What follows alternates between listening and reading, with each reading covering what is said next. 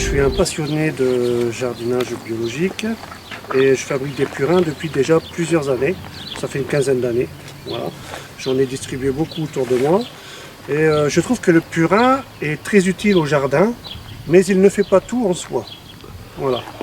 Je trouve d'ailleurs, si vous voulez en acheter dans le commerce, que les prix sont vraiment, franchement très chers par rapport à la simplicité de fabrication du purin.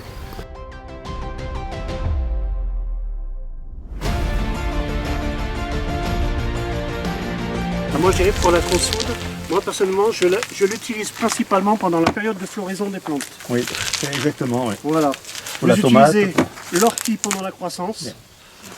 Dès que vous voyez apparaître les fleurs, pour les légumes style tomate ou courgette, dès que vous voyez apparaître des fleurs, moi ce que je fais c'est que je mélange 1 litre d'ortie plus 1 litre de purin de consoude, le mélange des deux. Et dès que le fruit apparaît, on passe sur du purin de consoude uniquement. Oui, alors les purins surtout, alors les purins surtout, il faut les faire de manière indépendante, il ne faut pas les mélanger. Hein. C'est après, lors de l'utilisation, que vous mélangez. Hein. Voilà, parce qu'ils n'ont pas les mêmes moments de macération. Donc une fois que vous avez votre purin d'ortie, votre purin de prêle, vous faites votre potion en fait, hein, 1 litre D3, claque dans l'arrosoir, de l'eau jusqu'en haut, puis voilà. Donc vous attendez jusqu'à ce que les bulles disparaissent. Ça prend entre 1 semaine à 10 jours. Après les bulles. Voilà. Ouais. Quand il n'y a presque plus de bulles, là le purin est bon. Donc après vous le filtrez. Oui. Bon, moi je prends un bol et puis un petit tamis, ou ça dépend quoi. Vous le filtrez et vous le proportionnez dans votre arrosoir au maximum 20%. 20% de 2 litres. Moi, je mets 10, ça passe sans problème. Ça passe. 2 litres de purin par exemple d'ortie, plus 8 litres d'eau.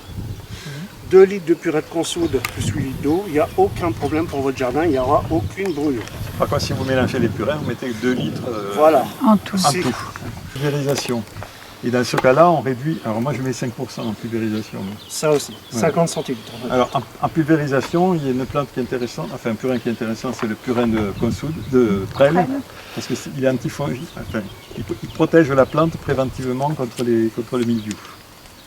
Et pour améliorer l'efficacité, je mélange avec une cuillère à soupe par litre de bicarbonate de soude, bicarbonate de sodium, qui acidifie la surface des feuilles et qui empêche le champignon de se développer.